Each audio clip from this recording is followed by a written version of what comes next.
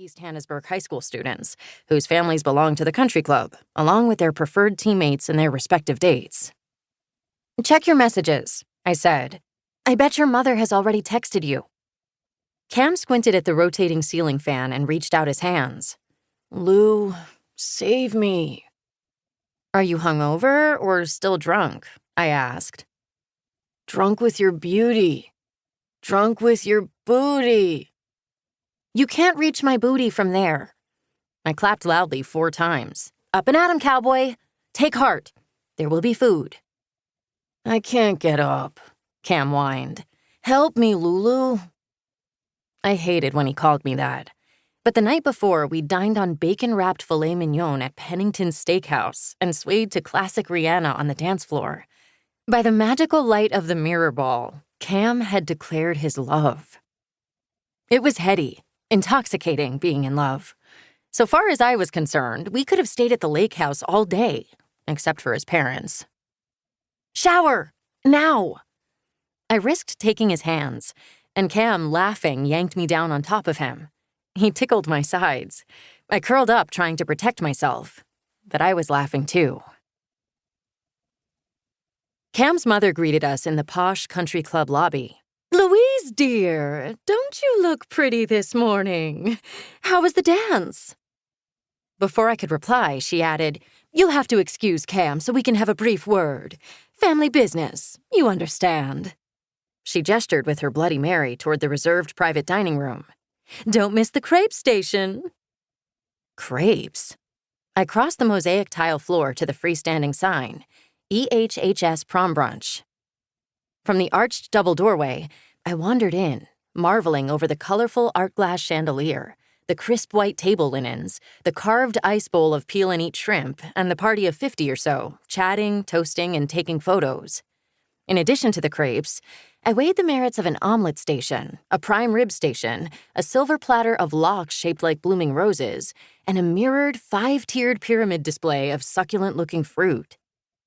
I'd never been to a wedding with such a fancy, expensive spread, let alone a Sunday brunch. Don't get me wrong, my family isn't poor. I guess you'd say we're middle class. We'd moved to East Hannesburg, Kansas immediately after the previous Christmas, between my junior year semesters. It didn't feel like home yet. Not the way Cedar Park, Texas had. Definitely not the way Indian Country, Oklahoma does.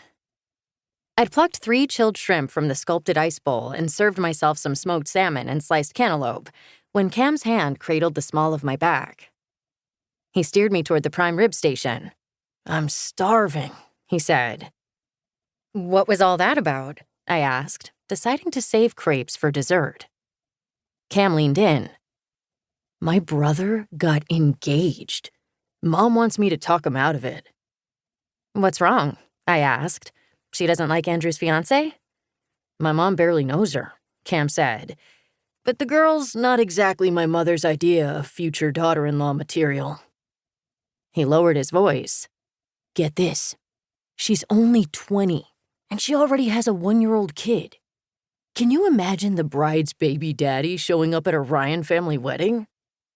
This from the 17-year-old guy who I'd planned to have sex with the night before. The one who'd left it to me to bring the condoms. Not that we'd ended up needing them. "Your mom will get over it," I said. "As long as Andrew's happy." "I don't think so.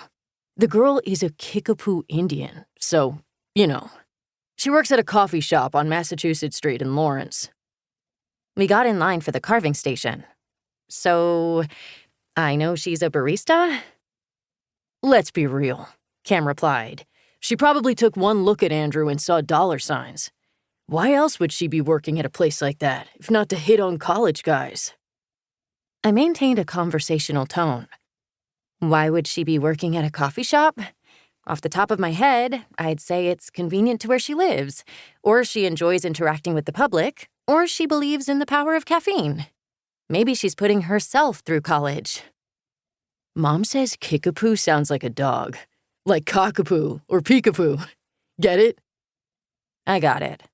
The 3 senior couples ahead of us in line for beef were chatting sororities, fraternities, rush, and legacies. Cam joined in their Greek alphabet soup of conversation. Meanwhile, my native identity appeared to be nowhere on his radar.